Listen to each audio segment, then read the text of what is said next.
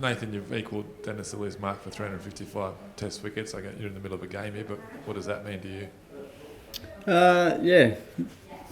Well, I've always said in my career I'm not about personal milestones or personal achievement. It's about winning Test series for Australia and Test matches. But I haven't really had the time to sit back and think about it.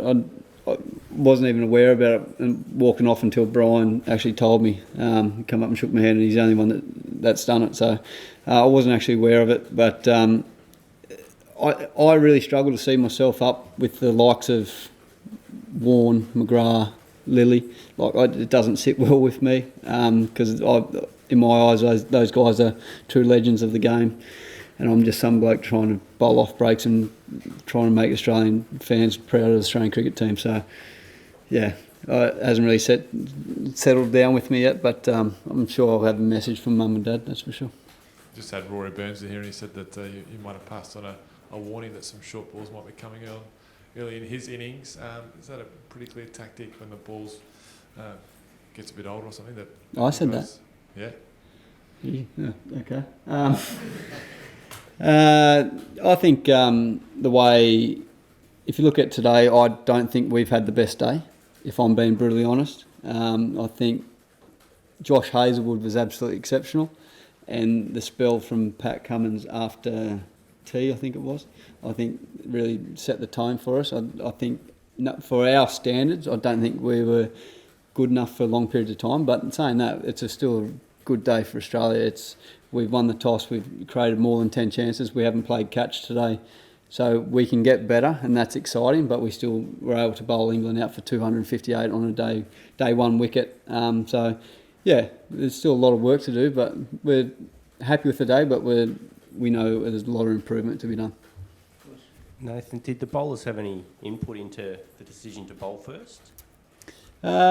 Tim asked a few of us, but we want to be remembered as an Australian cricket team, or known as the Australian cricket team, no matter what we do first, toss, dependent, bat, bowl. We want to make sure that we're competing and playing a positive, exciting brand of cricket, and making sure that we're competing no matter who we're playing against. So I thought I spoke to Joe Root while he was batting out there, and he told me he was going to bowl first as well. So it's one of those ones where it's been undercovers all day the day before. So yeah. And there was one early in one of your spells where it puffed through as well. I mean, if you got excitement for what the wicket might turn into, given what happened in Edgbaston as well? We've got a long way to go and get to before we're at day 5 at Edgbaston. We've got to come out tomorrow and make sure that we're doing the basics really well for bat and try and bat long periods of time. They've got a world-class bowling unit, we know that. So it's going to be challenging, but fingers crossed that our batters can dig deep, and if we can bat a couple of big partnerships and bat a long period of time, then hopefully we'll get in a decent position. Dean, Rob, Barrett, Dan and Ali. Considering your surprise at the revelation that you made those comments about the short pitch bowling, are you looking forward to facing Joffa when your time comes? Mate, I can't bat. So what do you reckon? What do you reckon? Right, okay, mate, I can't bat. I'm number 10, number 11 batter, an average 10. But do you certainly think that England have got firepower to match your guys when it does come to some of the lower order? 100%. They've got a world-class bowling attack. It's Jofra's first test, but he's a world-class bowler. We all know that. You know that. The whole world knows that. Broad, same thing. So, yeah, of course it's going to be challenging, but that's Test cricket. That's why we play it. Me personally, I want to challenge myself against the best players in the world, and these guys are the best bowlers in the world. So, even though I can't bat, I'll go out and give it a go. Unless you want to do it for me.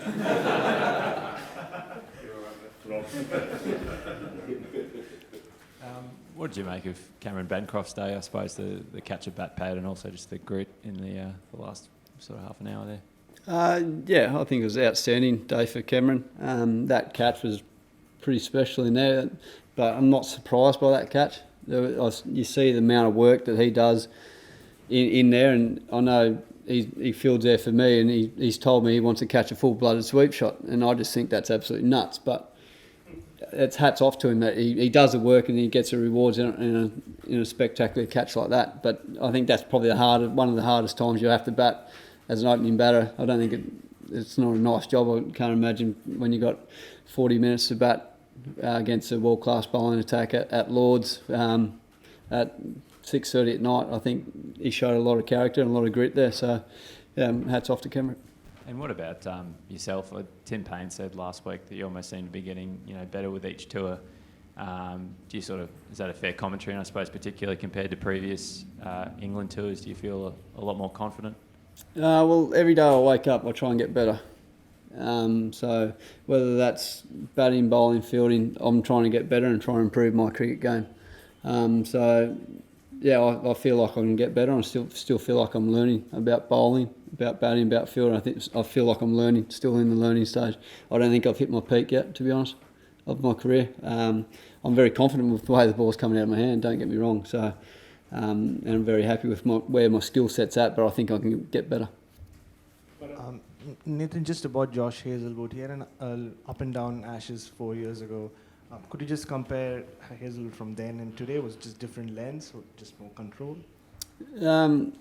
You're comparing 4 years ago, it's pretty hard, personally. I think Josh has been a world-class bowler for a long period of time, and I don't think he's got the rewards that he deserves as yet in his career. I think they're to come. I think, in my eyes, Josh is up there in the top 3 best bowlers in Test cricket.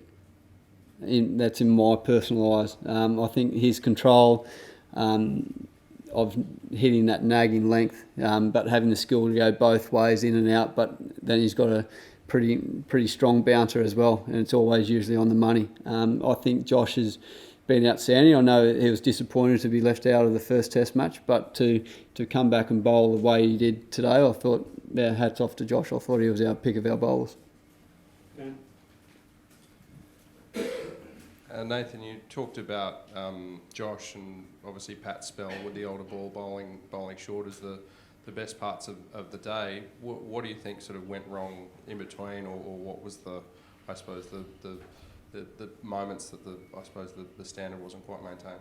No, I'm not sure if anything went wrong. I think we can always keep learning about the game, but the Duke's balls tend to go a little bit soft, and that usually.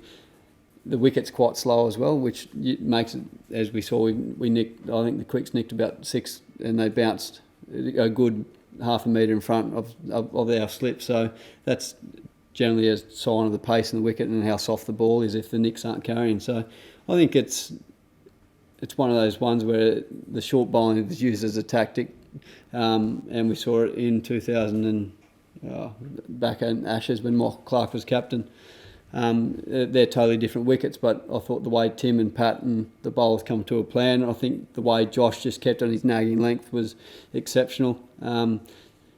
We're playing Test cricket, we're playing against the best players in the world. There's going to be partnerships here and there. That's where it comes back to us bowlers, about hanging in there and doing the basics for long periods of time and challenging these guys' defence and I don't think we did that probably well enough for Australian standards. That's our standards that we have in our bowling cartel and in that change room. So I think it's a positive sign that we can get better. Stefan, and then we'll take one more, please. Microphone at the back, please. You bowled England out on the last day at Edgbaston fairly cheaply, and then today it's 250 odd. Do you think you've already exposed some flaws in their batting lineup? No. I think it's about us as a bowling unit worrying about what we control, and that's bowling our best ball over and over for long periods of time and challenging their defence. They've got some superstars in their batting lineup. Joe Root's one of the best batters in the world.